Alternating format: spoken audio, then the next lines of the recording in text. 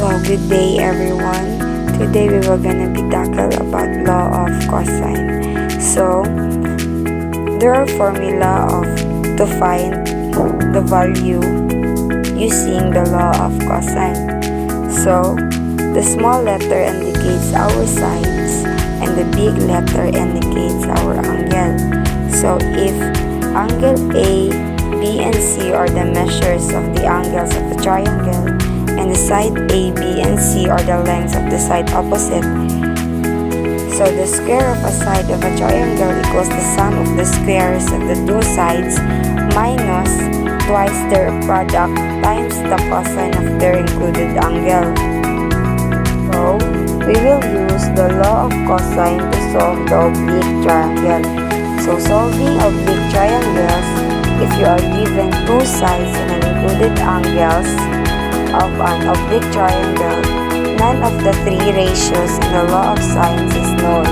This means that we do not begin solving the triangle using the law of sines. Instead, we apply the law of cosine and follow the procedure. So there are procedure in solving SAS triangle. So first, use the law of cosine to find the side opposite of the given angle. Second, use the law of sine to find the angle opposite of the shorter of the two given sides. This angle is always acute. Step number 3 is find the third angle by subtracting the measure of the given angle and the angle found in step 2 from 180 degree. So let's have an example.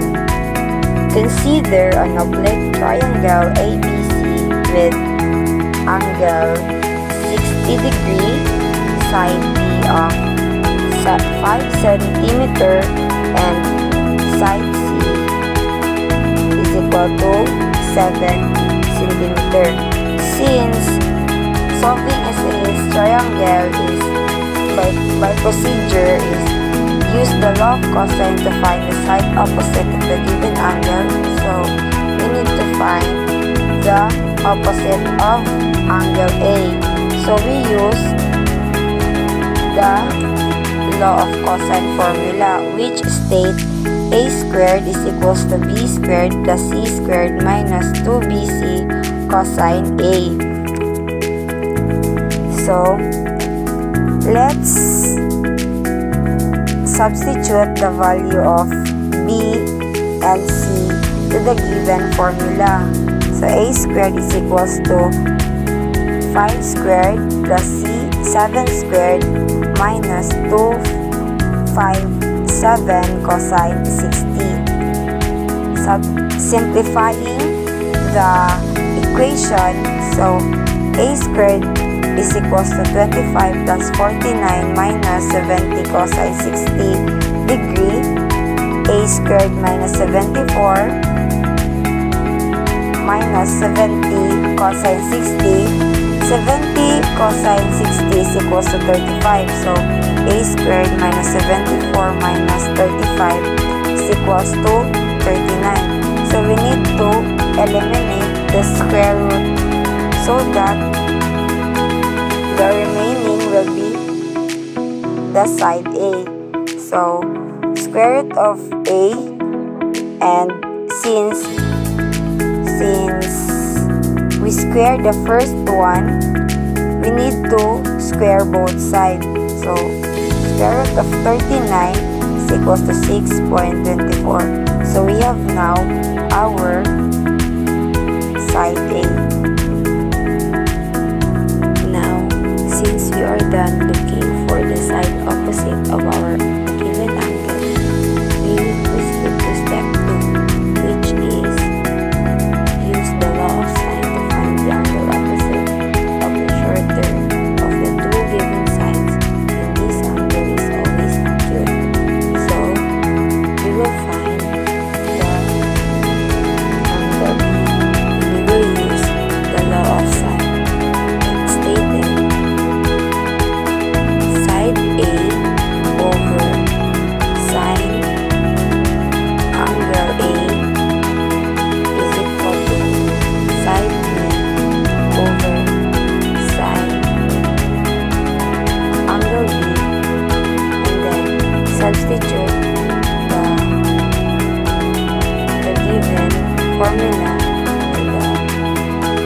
value of our side A, side B, and our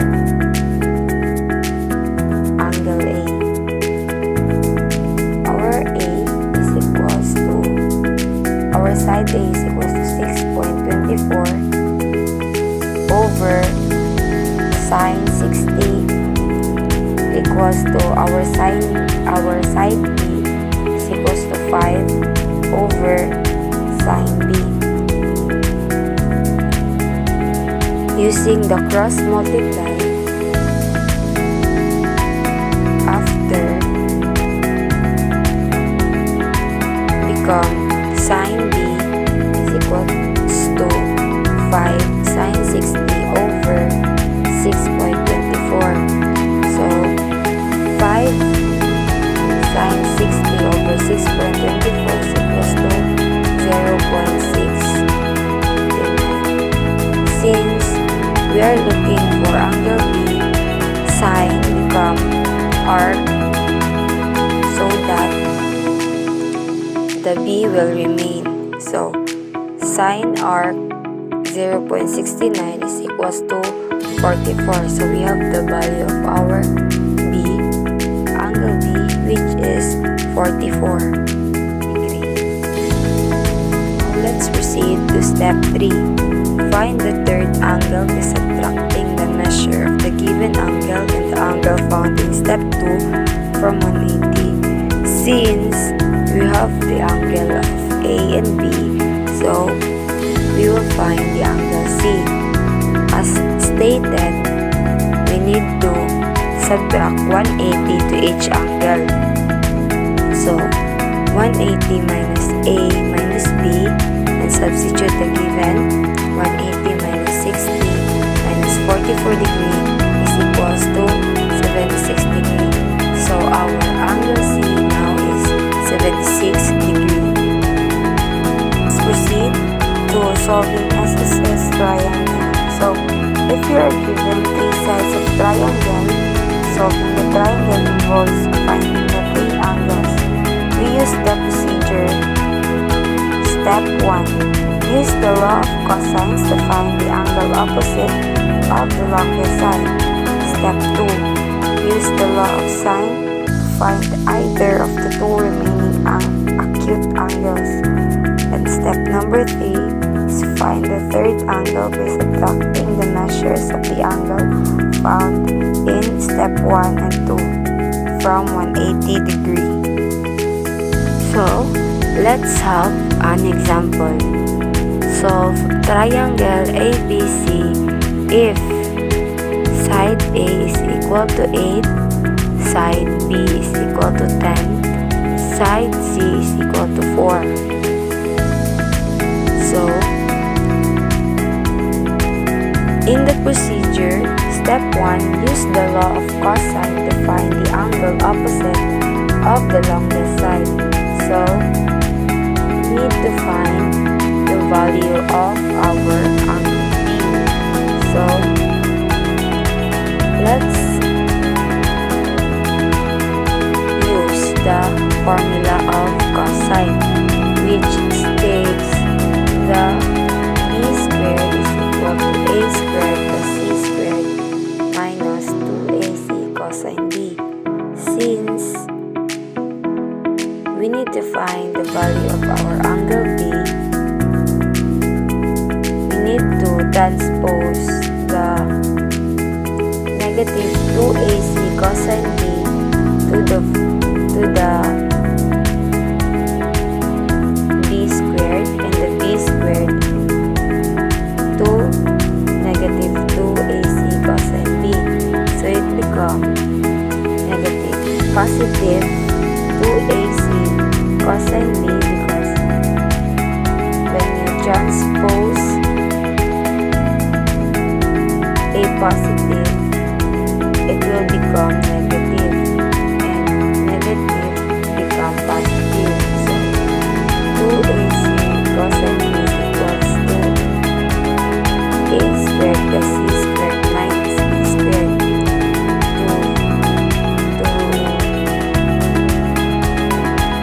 To find the value of our cosine B, 2ac become the denominator, and a squared plus c squared minus b squared will become our numerator. Then,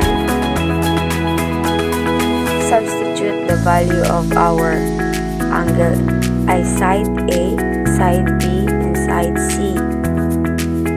So cosine B is equals to 8 squared plus 4 squared minus 10 squared over 2 times 8 times 4.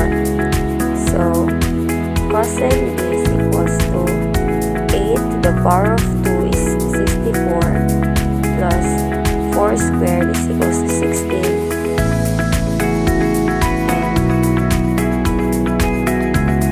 And 10 to the power of 2 is equals to 100 over 64. And 64 plus 16 minus 100 is negative 20 over 64. So, negative 20 over 64 is equals to, so we need to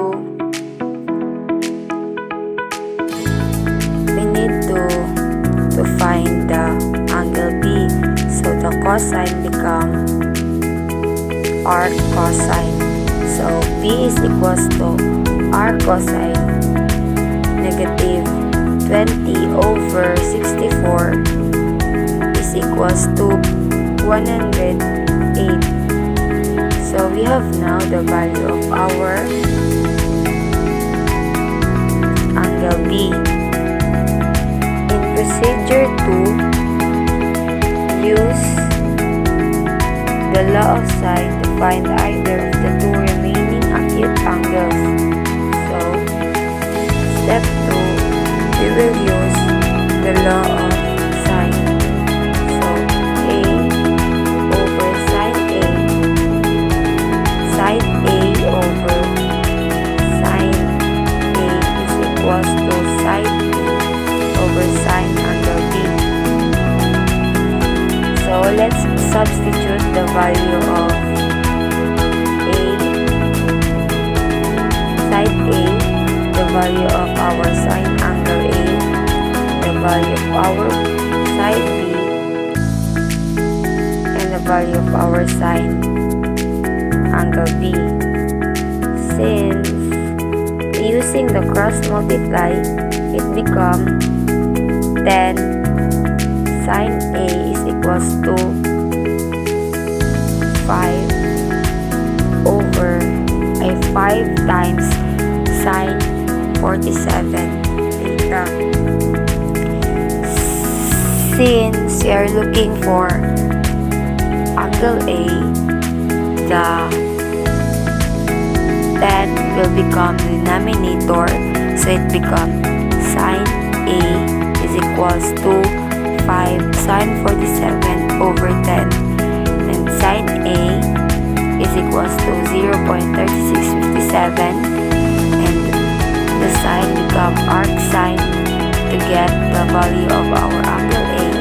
So sa arc sine 0.3657 is equals to 21 degree. Let's proceed to step 3. Find the third angle by subtracting the measures of the angles found in step 1 and 2 from 180 degree. So, since the missing angle is C, so we need to find the angle C. So by getting the value of our angle C as stated in step 3, 180 degree minus A minus B. So C, substitute the value of our angle A and angle B, 180 minus 47, 180 minus 108 minus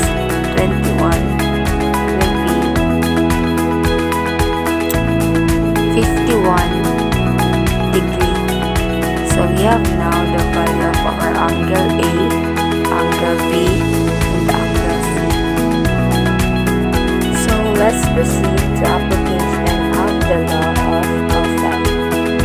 So, applied problems involving SAS and SSS triangle can be solved using the law of cosine. So the law of sine and law of cosine can be applied to problems in real-world context to calculate angle lengths and other measures in non-right triangles. These questions may take a variety of forms, including worded problems, or problems involving directions, and problems involving other geometric shapes. So, let's have an example of application of the law of cosine. So, the diagram shows that the protected cone at lake. To find the distance of the protected cone, the surveyor make a measurement that is shown in the figure. Find the distance of A to C using this measurement. Since we have our angle, and we have our side A, which is 85 yards, and side C, which is 150 yards, and we need to find the side B, since the question is find the distance of AC. So to find the distance of AC, we will use the law of cosine, which states that B squared is equals to A squared plus C squared minus 2AC cosine B. And let's substitute the value of our given side A and side C. So B squared is equals to 85 squared plus 150 squared minus 2 times 85 times 150 cosine 80 degree. And B squared simplified the substitute value. B squared is equals to 7,225 plus 150 squared is equals to 22,500 minus 25,500, because 2 times 85 times 150 is equals to 25,500 cosine 80 degree. So B squared is equals to 7,225 plus 22,500 is equals to 29,725 minus 25,500 cosine 80 degree. So B squared is equals to 29,725 minus 4,428.3, because 25,500 of cosine 80 is equals to 4,428.03. B squared is equals to 25,296.97, because 29,725 minus 4,428.03 is equals to 25,296.97. We need to square both sides to eliminate the square. So, square root of 25,296.97 is equals to 159. So, the value of our side B is equals to 159, which is the distance of A to C. So let's proceed to Herod's formula. Approximately 2,000 years ago, the Greek mathematician Herod of Alexandria derived a formula for the area of a triangle in terms of the length of its side. A more modern derivation uses the law of cosine and be found in the appendix. So inherent formula for the area of triangle is the area of a triangle with side A, B, and C. So, these are the formula to get the semi-perimeter. So, S is equal to 1/2 times A plus B plus C. After you get the semi-perimeter, you need to find the area, which is equals to square root of S times S minus A times S minus B times S minus C. The value of your semi-perimeter will substitute the value of semi-perimeter in area, and the value of your side A, B, and C will substitute to the given formula of area. Let's have an example. Find the area of a triangle ABC if the side A is 5 feet, side B 11 feet, and side C is 13 feet. So, to get the area of the given sides, first we need to locate the semi-perimeter of the given, which state the formula is S is equal to 1/2 times A plus B plus C. Then, just substitute the value of given sides to the formula. So, it becomes 1/2 times 5 plus 11 plus 13. So, next, add the given number, which is the 5 plus 11 plus 13 is equals to 29. So, 1/2 times 29 is equal to 14.5. So, that's our semi-perimeter. Since we already had the value of our semi-perimeter, we proceed to find the area of the triangle. So, the formula of the area is A is equals to square root of S times S minus A times S minus B times S minus C. So, substitute the value of S, which is our semi-perimeter, and value of our given sides. To simplify, so 14.5 minus 5 is equals to 9.5. 14.5 minus 11 is equals to 3.5. 14.5 minus 13 is equals to 1.5. So, area square root of 14.5 times 9.5 times 3.5 times 1.5 is equal to 723.1875. So, the square root of 723.1875 is equals to 27. So, our area, therefore, the area of triangle ABC with the given side A 5 feet, B 11 feet, and C 13 feet is approximately 27 area. So, let's have an exercise to determine if you really understand our topic for today.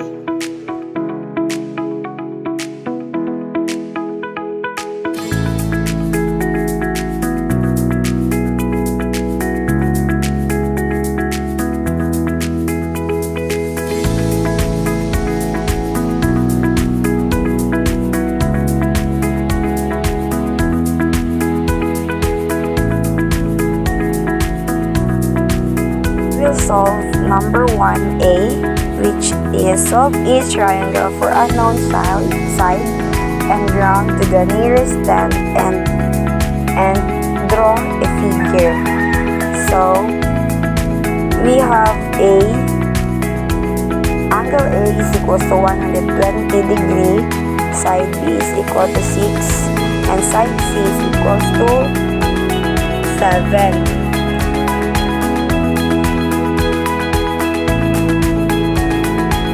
So, as we draw, we create a triangle, and as we can see in the drawing, we will find the opposite side of angle A, and after we will locate the angle B and the angle C. So first, we will locate the side A. As the formula of law of cosine stated, A squared is equals to B squared plus C squared minus 2BC cosine A. Substitute the value of the given side C and side B and cosine A. So we have A squared is equals to 6 squared plus 7 squared minus 2 times 6 times 7 cosine 120. So 6 squared is equals to 36, 7 squared is equals to 49, 2 times 6 times 7 is equals to 84. So we have A squared is equals to 36 plus 49 minus 84 cosine 120. So 36 plus 49 is equals to 85. So we have A squared is equals to 85 minus 84 cosine 120. 84 cosine 120 is equals to negative 42. So A squared is equals to 85 minus negative 42. So we have 88. As we locate our side A, we square both sides to remove the square. So square root of 88 is equals to 9.38. So we have now our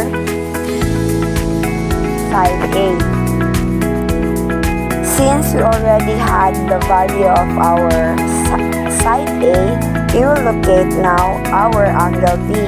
So use the law of sine. So the law of sine stated A over sine A, sine A over sine A is equal to sine B over sine B. So substitute the given value. The side A is 9.38 and sine A is equals to sine 120 is equals to sine B is equals to 6 over sine B. So sine B, using cross multiply, sine B is equal to 6 times sine 120 over 9.38. So sine B is equals to 5.20 is equal to over 9.38. So 5.20 over 9.38 is equals to 0.5544. So to get the value of our angle B, sine will be arc sine. So arc sine 0.5544 is equals to 34 degree. So we have now our angle B. So we locate now our angle C, which stated that C is equals to 180 minus A minus B. So C is equals to 180 degree minus 120 degree minus 34 degree. C is equals to 26, and that's our angle C. So let's proceed to number 1B, which had a given side of A is equals to 14, B is equals to 13, C is equals to 20. So as we draw the given sides,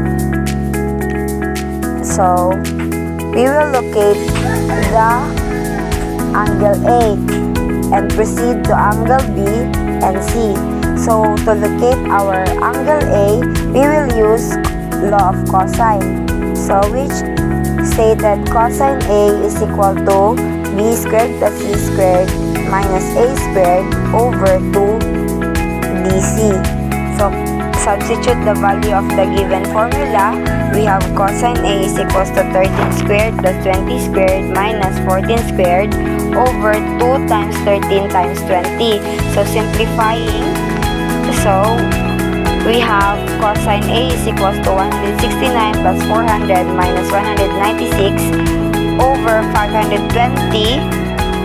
So cosine A is equal to 569 minus 196 over 520. And cosine A is equal to 373 because 569 minus 196 is equal to 373. So 373 over 520. So since we locate our angle A, here the cosine become arc sine. Arc cosine. So arc cosine 373 over 520 is equals to 44.17. So we have now our angle A. Next, we will locate our angle B.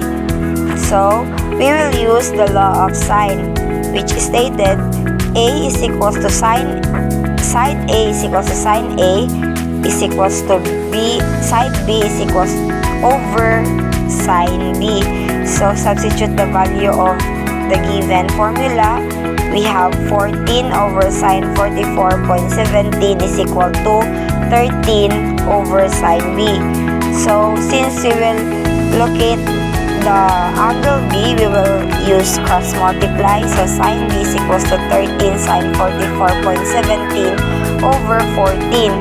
So sine B is equals to 13 sine 44.17 is equals to 9.08. So we will simplify it and become sine B is equals to 9.06 over 14. So sine B is equal to 9.06 over 14 is equals to 0.6686. So sine B is equals to 0.6686. Since we locate the value of our B here, sine become arc sine. So arc sine 0.6686 is equals to 41.96. So we have now the value of our B. So we will, after we locate the angle A and B, we will proceed to angle C. So C is equals to 180 minus A minus B is equals to, substitute the value of the angle. So become C is equals to 180 minus 44.17 minus 41.96 is equal to 93.87. So we have now our angle C. So let's answer number 3. A surveyor has taken the measurements shown in the figure below. Find the distance across the lake and round your answers to the nearest 10. So as we can see, there is the value of side B and side A. And we have the value of our angle C, which is 70 degrees. So we need to find the distance across the lake, which is our angle A and angle B and our side C. Since we need to locate our side C, so we use law of cosine, which stated C squared is equals to A squared plus B squared minus 2AC cosine C. Substitute the value of our side A and side B and our cosine C. So we have 900 squared plus 800 squared minus 2 times 900 times 800 cosine 70 degrees. So as we simplify the substitute given, we have C squared is equals to 810,000 plus 640,000 minus 1,440,000 cosine 70. Simplifying again, so c squared is equals to 1,450,000 minus 1,440,000 cosine 70. 1,440,000 cosine 70 is equals to 492,509.01. So we minus the 1,450,000 minus 492,509.01 is equal to 957,490.99. So since we need to locate our side C, so we square both sides. So the square root of 957,490.99 is equals to 978.51. So the value of our, therefore the distance across the lake is 978.51 feet. Well, let's answer number 3. The question of number 3 is find the area of a triangle ABC with the given A is equals to 7 km, B is equals to 11 km, C is equals to 5 km. So, we locate, before we proceed to the formula of area, we first locate our semi-perimeter. Same like what I've said. So semi-perimeter is equals to 1/2 times A plus B plus C, and substitute the value of A, side A, B, and C, and simplify.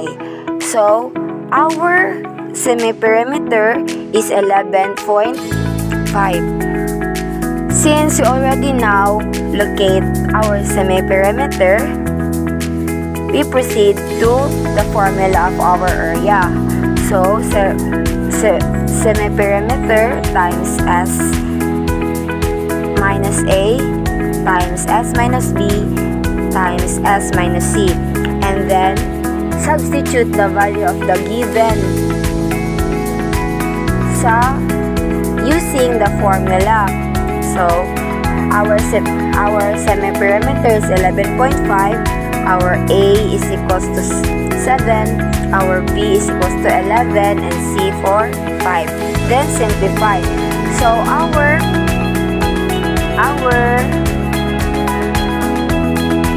approximate area of triangle ABC is equal to 13.